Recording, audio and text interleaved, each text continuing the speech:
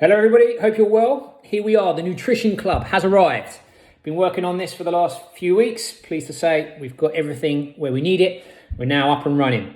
So we're going to be having a recipe of the week each week. This is based on single ingredients, nutritious foods. We've asked our friend and chef Michael to show us how to make them more tasty. We're going to be having the recipe of the week, a cook along with Michael, starting off just with videos, may do that live eventually. But we would like to organise a live cook-along for the recipe of the week later on in the week. So from next week, Mondays for the cooking lesson with either myself or one of the team with Michael. Then a group cook-along towards the end of the week. And we're also going to do a video like this on a Friday, just a little bit of nutritional education as well. Also I'll explain how the whole concept works today. Coming in, then we've got a deficit and therefore we should be losing weight. So there's two things really that I want to talk about today. We're going to be digging in a lot more deeper with everything. But firstly, on the calories that are coming in, not all food groups are created equally. So we have 1 gram of protein is equal to 4 calories. 1 gram of carbohydrate, also 4 calories. And fats are double that at 9. So 1 gram of fat is equal to 9 calories. Now that doesn't mean that all fats are bad, so we're going to do a whole video about this, explaining it, literally not that we need some of the fats in there. We need the unsaturated fats. It's the saturated and trans fats that we need to stay away from, but we'll cover that at another time. Just know that fat is more calorie dense than protein or carbohydrates for now. Then we have alcohol, so the other culprit, 7 calories per 1 gram. So unlike the other types of food that you can consume, when alcohol comes in, it only comes in with calories. It doesn't bring in any other nutritional benefit at all. So there's nothing the body can take away from that, just the calories. So again, not saying that you shouldn't be drinking alcohol, but it is something to be aware of. So when you are selecting your types of food, just to be mindful that there is more calories in certain food groups. That's all I'm going to do with that. For now, we're going to go into each of those in more detail. The second main point I wanted to make on this video was about calorie expenditure. And it's really that we're probably not burning as many calories as we think we are through exercise. And as an example, I've just looked up on Google everybody's favorite exercise, an estimate of how many calories is used to perform a burpee. Half a calorie, 1 burpee. So that means 100 burpees would be 50 calories. Now, a glass of wine is 200 calories. Most meals are 500 to 600. If you was to do an hour's worth of exercise hard in the gym, you can expect to burn between 400 and 500 calories, which is a decent amount. But it's probably not as many as we think. When you start looking, this is what we're going to be doing this week. Is the homework, if you accept your challenge, is to start looking at this.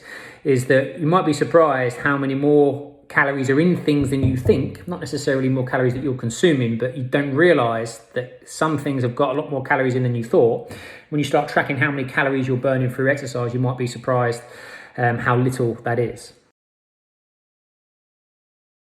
Okay, so 2 bits of theory to take away there. We've got calories that are coming in from different food groups are not created equally. Some food groups are more calorie dense than others, particularly fats and alcohol.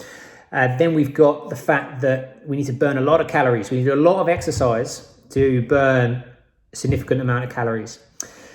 And this is really why we wanted to do something with nutrition, because giving exercise advice is just not enough. You've heard all the cliches, 80% nutrition, 20% training, can't out exercise a bad diet. And it's true. It's you need to have nutrition, whatever your goal is, whether you're looking to lose fat, build muscle, increase your performance. Nutrition plays a massive part in that. So we'd be doing you a disjustice if we didn't cover nutrition, because you need that in order to achieve your goals. So now for something a little bit more practical. So you've got armed with a little bit of theory that we've got calories in and calories out. Now the important question is, everybody's different. Now we need to know, or you need to know, is what does this look like? How many calories are coming in? How many calories are going out? So if you are interested, if you're happy with everything, then there's no need to do this. If you are looking for a body composition change of some sort, then it's essential that you find out where you're starting from. What's the current position? What is the calories that are coming in against what are the calories going out? So that's your mission this week, if you choose to accept it, is to start tracking. Let's talk about calories coming in first of all. You can use an app called MyFitnessPal. I imagine there's loads of other apps on the market now. If you go into the App Store or the Play Store, search for calorie tracker or calorie counter.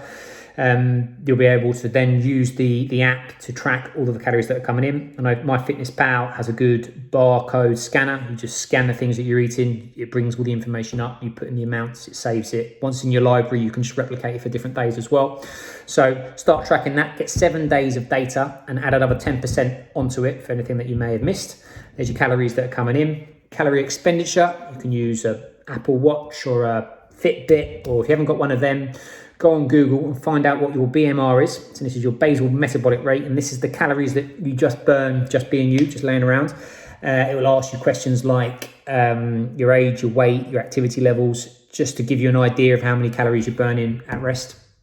Then whenever you do any exercise, same thing, into Google, just type in how many calories in half an hour walking.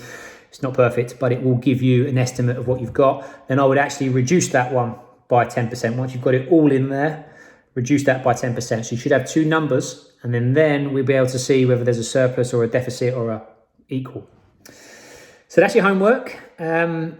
Just for interest, I think I'm going to do it myself, see what's going on. The other thing that you can do is, if you are looking for a body composition change of any sort, then assessment is key. In an ideal world, we'd have access to our gym and you would have access to us, and you could come and see us, and we could do with our posh body composition test. We could tell you exactly what you're made of. Body fat, water, muscle mass. That's not the case, and not all of you are local anymore. So what you can do, pictures, scales, which we wouldn't normally recommend, but in this current scenario, then scales does give feedback, and measurements. So if you are looking to change your body over the next number of weeks, and as we start talking about more of the, digging down a little bit deeper in these nutrition topics, you will be able to take this knowledge and use it if you so choose to. If that is the case, you need to be able to track it for motivational reasons more than anything, just so you can see the change. So homework is track calories in, track calories out, take an assessment. How much do you weigh? Put the tape measure up, take some pictures. Right, that's it. Any questions, give us a shout. And then, look forward to getting this going again next week. We'll see you soon.